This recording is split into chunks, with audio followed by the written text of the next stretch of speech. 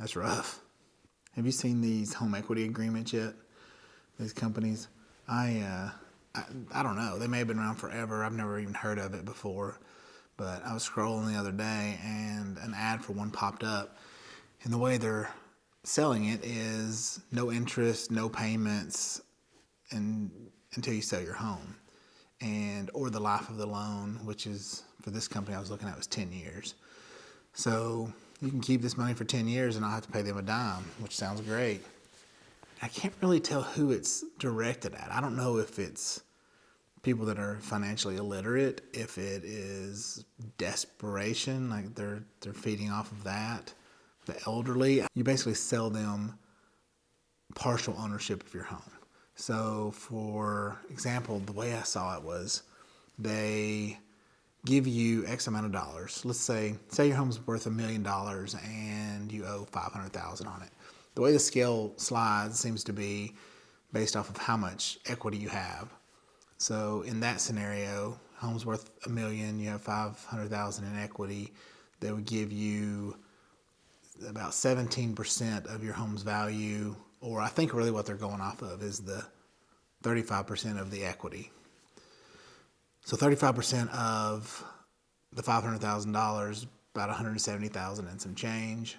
So that's the part that you get. However, even out of that, you don't even get that. So there's like a 5% origination fee, which is outrageous. You got to pay title fees, appraisal fee, closing fee, etc. So you don't even really get that amount of money. So they're going to give you $170,000, which is about 17-ish% of your home's current value.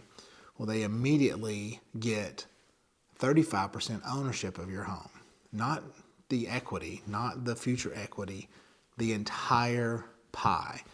So now you essentially took 170, and then immediately, if you pay them back in 2, 3, 4, 6 months, or no, pay them back, if you sell your house in that amount of time, you owe them $350,000 in that scenario. And then what they're banking on is not just the fact that they're squared away up front, but on the appreciation. So if your home appreciates, say over the next 5 years, very modestly, and it ends up around 1.150 over the course of 5 years, and things have changed and it's time to sell your house.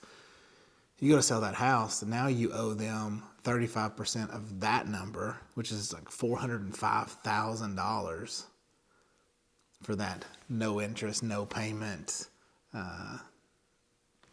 loan, I guess.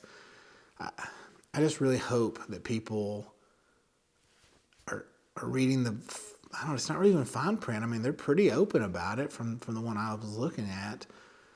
But I'm just afraid that people, because financial literacy is not everyone's strong suit, which is fine, as long as you're aware that you're not financially literate, you know? It's the people that are not financially literate that just hear no payment, no interest, jumping on this is what scares me. You're really, really giving away a lot of your hard-earned equity in doing something like this. There's so many other options. I just feel like people that don't truly understand the bigger picture of finance in general, I just feel like they're going, maybe they are loyal to XYZ Bank. It's a huge bank. They've dealt with them forever. And they're going there and they're telling them no on, I don't know, a refinance or a second mortgage or a HELOC or something, you know? And then from that, they're like, oh, well, I just don't qualify, but here we go. This company over here is going to give me money and rob me of double the percentage. Just people really need to understand that there's so many different options out there. You know, talking to different banks is crucial. Big banks oftentimes try to package up their loans, you know, to sell them off, where smaller local hometown banks and credit unions oftentimes keep the loans in-house, so they have way more products. They have products the big banks can't offer, and they're just able to help a lot more people because they're not as handcuffed to selling your loan off to an investor. So I hope people are aware of that they have multiple options, that one no doesn't mean no. They just need to go out and find other options, because it's scary. It's scary to think that someone would see an ad like this and immediately jump on it thinking it's a good thing because they're not taking on any more household debt at the moment.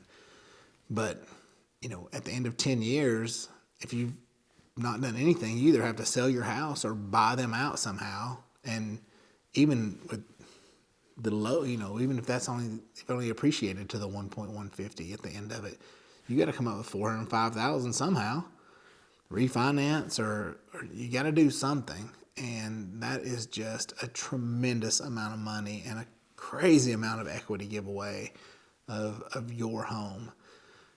And heaven forbid, what if someone took that money and remodeled their home, like really improved the value of their home?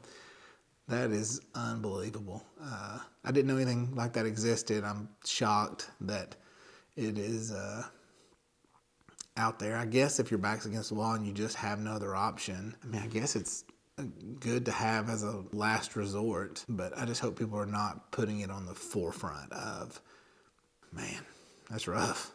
Man, that's rough. Man, that's rough. Jump on this like it's heaven sent or something, but that is some rough percentages. If they give you 10%, they own 20. If they give you 15, they own 30. And it looks like they'll give you as much as 35% if you have substantial equity. They'll give you 35% and then own 70% of your home when you go to sell it. Can you imagine that? I can't even imagine that. So I hope people are aware of stuff like this, if they're in dire straits and just have no other options. But I also hope that people are aware that there aren't numerous options out there to explore before you get to something like this. So, man, that's rough.